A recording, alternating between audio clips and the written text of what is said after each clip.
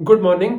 आज है type 3 of cutting of heating element. ये सबसे इंपॉर्टेंट टाइप है। इसमें हम हीटिंग एलिमेंट को कट करेंगे और जितने भी हीटिंग एलिमेंट कट हुए हैं इक्वल पार्ट वाले उन सबको पैरेलल में लगा देंगे, फिर रेशियो पूछा जाएगा। समझते हैं इसको स्टेप बाय स्टेप। एक हीटिंग एलिमेंट था ओरिजिनल कोई लेंथ का। इस हीटिंग एलिमेंट को n इक्वल पार्ट्स में कट किया। बहुत सारे पार्ट्स हो जाएंगे। कितने हो जाएंगे? n हो जाएंगे। ये 1 2 3 ऐसे बहुत सारे हैं। और इनको क्या किया? पैरेलल में लगाया। कितने? n है।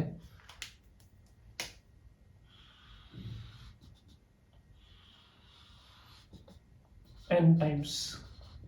और उसी सोर्स से लगाया वापस से V वोल्ट, और यहां पर भी V वोल्ट।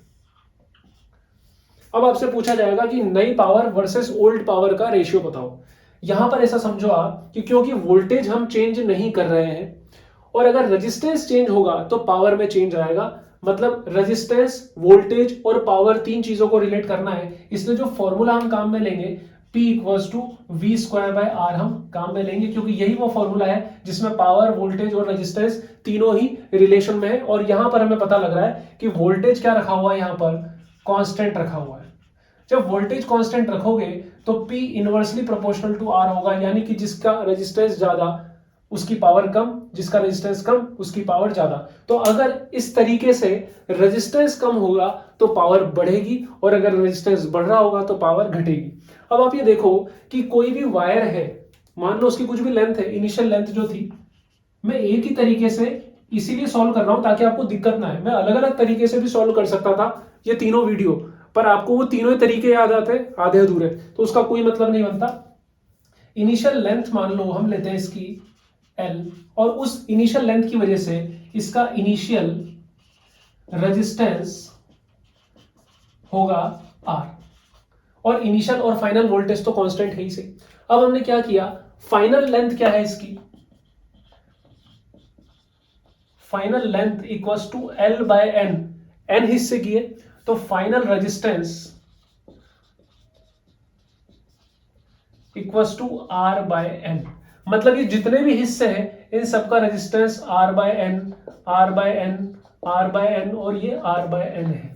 तो पहले मैं रेजिस्टेंस से करके बताता हूं। मान लो इसका रेजिस्टेंस R है, तो पहले रेजिस्टेंस R था, अब R बाय N करते करते इसका रेजिस्टेंस R बाय N, इसका रेजिस्टेंस R बाय N और इसका resistance R by N। Her heating जो एलिमेंट है उसका रेजिस्टेंस R बाय N है, और हीटिंग एलिमेंट को आपने कैसे लगाया है? पैरेलल। मतलब रेजिस्टेंसेस को आपने कैसे लगाया है? पैरेलल। और जब रेजिस्टेंसेस को पैरेलल लगाते हो तो R इक्विवेलेंट निकल के आता है R बाय N, जहां पर R क्या है? इंडिविजुअल रेजिस्टेंस, जो कि यहां पर है R बाय N, और N है नंबर ऑफ रेजिस्टेंस, जो कि यहां पर है N। तो R इक्विवेलेंट जो निकल के आएगा वो R अपॉन N स्क्वायर निकल के आएगा। तो इनिशियल रेजिस्टेंस R है और final resistance R by N square है। बहुत ज्यादा कम हो गया रेजिस्टेंस, इसलिए पावर भी काफी ज्यादा इंक्रीज होगी। तो अगर हम रेशियो निकालें पावर का, यहां से निकाल सकते हैं, या मैं नॉर्मल ऐसे फॉर्मूला पुट करके भी लगा सकता हूं। P initial is equal to V square by R। ठीक है, इसको मैं बोल रहा हूं P। मान लो ये जो पावर है इसको मैं बोल रहा हूं P। पावर को रेड कलर से बताते, थोड़ा फील अच्छी आती है पावर इसकी। अब यहां पर क्या किया? P final again V square, voltage same रखा। यही तो मेन चीज है इस कंसेप्ट की। V square upon R equivalent, यानी कि R अपॉन N स्क्वायर, यानी कि N square V square by R। V square by R तो P है, तो सामने उसके क्या आ रहा है? N स्क्वायर आ रहा है। मतलब P final equals to N square of P। लिखो यहां पर P final equals to N square P initial. Initial power से N स्क्वायर टाइम्स पावर बढ़ गई। N स्क्वायर टाइम, जहां N क्या है? नंबर ऑफ इक्वल पार्ट्स है, और ये P इनिशियल है। मान लो आपको ऐसा क्वेश्चन दे कि एक हीटिंग एलिमेंट है जो 2 वोल्ट की पावर डिसिपेट करता है किसी स्पेसिफिक वोल्टेज पर। अब उसके दो हिस्से किए और उन दोनों को ही पैरेलल में लगा दिया। दो हिस्से किए, दोनों को ही एक साथ पैरेलल में लगा दिया, तो नई पावर कितनी जनरेट होगी? यहां पर वो लगेगा। कई बार सीरीज और पैरेलल को भी वो लोग मिक्स कर देते हैं, वो थोड़ा टिपिकल क्वेश्चन बनता है और इसीलिए मैंने इसको इंपॉर्टेंट बोला है। वो करते हैं ऐसा काम कि सीरीज और पैरेलल दोनों को मिक्स करके फाइनल रेशियो पूछा जाता है। तो देखो कंफ्यूज मत होना, एक हम पढ़ चुके हैं कि P final is equal to N times of P initial, और अभी पढ़ रहे हैं P final is equal to N square times of P initial. दोनों में डिफरेंस ये है कि जब बहुत सारे हीटिंग एलिमेंट में से किसी एक को लगाओगे, बाकी को नहीं लगाओगे, किसी एक को उठा के लगाया वी वोल्टेज के साथ, तो n times of P initial बनेगा। सभी को लगा दिया तो n square times of P initial बनेगा। मैं पावर से भी इसको समझा सकता हूं, यहां पर अगर पावर p है तो इन सबकी power n times of p है, सबकी power n times of p, ऐसे इन सबकी पावर भी कितनी हो जाएगी n टाइम्स ऑफ p। और पैरेलल में पावर कैसे ऐड होती है, simply p1 plus p2 plus p3 करके, मतलब पैरेलल में अगर पावर जोड़नी है तो p1 plus p2 p equivalent p2 plus p3, और अगर ये आइडेंटिकल है तो p और ये p कितना n टाइम्स, तो कितना हो जाएगा p equivalent is equal to n times of p, और अकेला p कितना है np, तो n into np n square p। यहां से भी आप कर सकते हो। एक क्वेश्चन लेता हूं तब जाके आपको क्लियरिटी होगी। चलो थ्योरी तो हो गई, अब जब तक न्यूमेरिकल नहीं करेंगे समझ में नहीं आएगा। ये जो न्यूमेरिकल है ये मैंने मॉडिफाई किया है, किसी एग्जाम में आया है ये नहीं आया मुझे पता नहीं है, इसको मॉडिफाई किया है फर्स्ट लेक्चर वाला।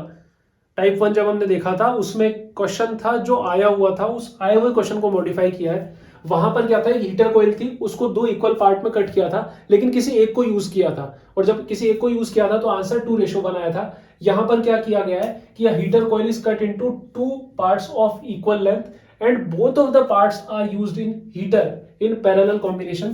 एक ही हीटिंग कॉइल है, इसको 2 इक्वल पार्ट में कट किया और दोनों ही पार्ट को आप हीटर में यूज कर रहे हो पैरेलल कॉम्बिनेशन में। यहां पर ऐसा कुछ भी नहीं बोला है कि वोल्टेज चेंज कर रहे हो, मतलब हम ये मान के चल रहे हैं कि दोनों में वोल्टेज क्या लगा रहे हो, आप सेम ही लगा रहे हो। जब वोल्टेज सेम है लेकिन रेजिस्टेंस यहां से यहां जाने में डिक्रीज हो रहा है, यहां जाने में रेजिस्टेंस डिक्रीज हो रहा है, कितने time n square times decrease हो रहा है, तो पावर भी कितनी बढ़ जाएगी, n स्क्वायर टाइम्स बढ़ जाएगी। ये तो ऊपर से हमने करा। अब हम देखते हैं कैसे करना है। देखो ये जो हीटिंग एलिमेंट है, मान लो इसकी लेंथ l होने की वजह से इसका रेजिस्टेंस r है, जिस वजह से इसकी पावर p है। यहां पर इसकी लेंथ हो गई l/2 और इसकी भी लेंथ हो गई l/2, इसलिए इसका रेजिस्टेंस हो गया r/2 और इसका रेजिस्टेंस हो गया r/2। ठीक है, अब जब r/2 रेजिस्टेंस को आप पैरेलल में कनेक्ट करोगे तो रेजिस्टेंस और कम हो जाएगा। ये है r/2, ये है r/2, तो नया रेजिस्टेंस r इक्विवेलेंट हो जाएगा r/2/2।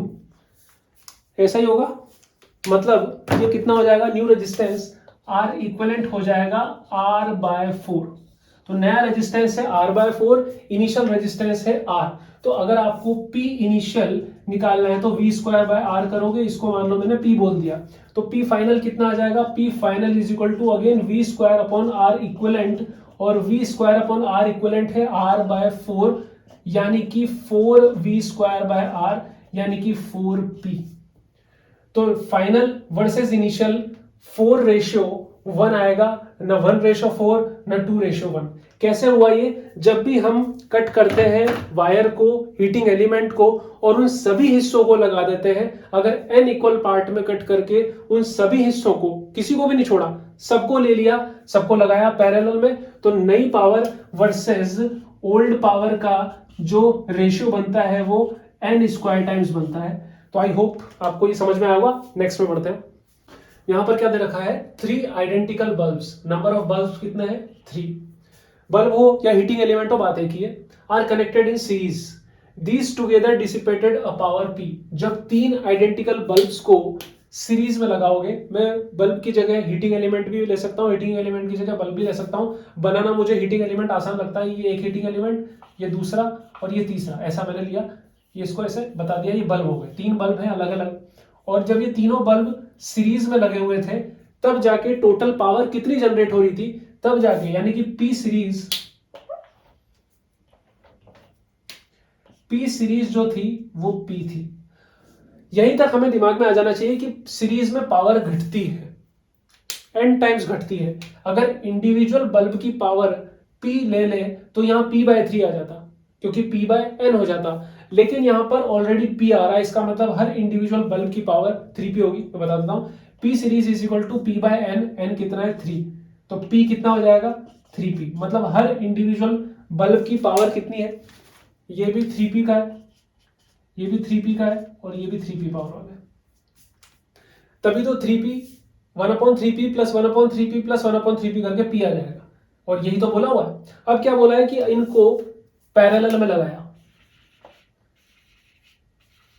और क्योंकि ऐसा कुछ नहीं बोला कि सोर्स चेंज कर दिया, तो सेम सोर्स के साथ आप लगा रहे हो, मतलब अगेन आपने V वोल्ट ही कनेक्ट किया है। यहाँ पर V वोल्ट था, यहाँ पर भी आपने कितना वोल्ट लगाया होगा, V वोल्ट लगाया होगा। यहाँ पर पावर 3P लिख देता हूं मैं, देखो हर इंडिविजुअल की पावर 3P है। पैरेलल में पावर इंक्रीज होती है, कैसे इंक्रीज होती है, P parallel equals to N times of P individual. यहाँ पर इंडिविजुअल कितना है, इंडिविजुअल 3P है और N कितना है 3 है, तो 3 इंटू 3P ये हो जाएगा 9P।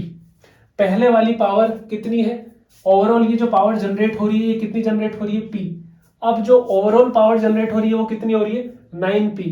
तो आपसे क्या बोला है, if now the bulbs are connected in parallel then power dissipated कितनी आ जाएगी 9P। पैरेलल में पावर बढ़ गई, सीरीज में पावर घट गई। 3P अकेला भी लगाते हैं तो 3P देता, लेकिन सीरीज में लगाने के बाद उसने कितना दिया, सिर्फ P दिया, और अकेला 3P दे रहा है लेकिन तीनों को लगा दिया तो कितना दे रहा है 9P। तो आई होप आपको ये वीडियो समझ में आया होगा। Make sure to subscribe the channel, bell icon जरूर दबा देना, और थैंक्स फॉर वॉचिंग।